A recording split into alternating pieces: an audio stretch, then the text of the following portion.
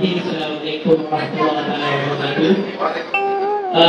Pertama sekali, kesempatan ini saya nak ucapkan terima kasih kepada pengurus student yang berkumpul di publik kerana menjemput kami daripada Dewan Pengurusi untuk bersama-sama menjalankan program pada hari ini.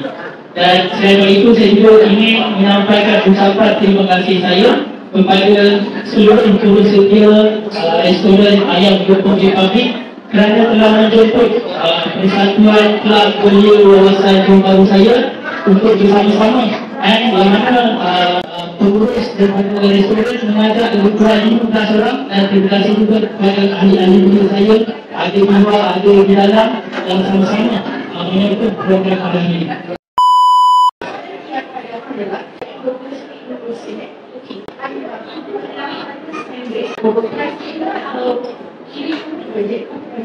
Mahal atau murah ni dia adalah subjektif.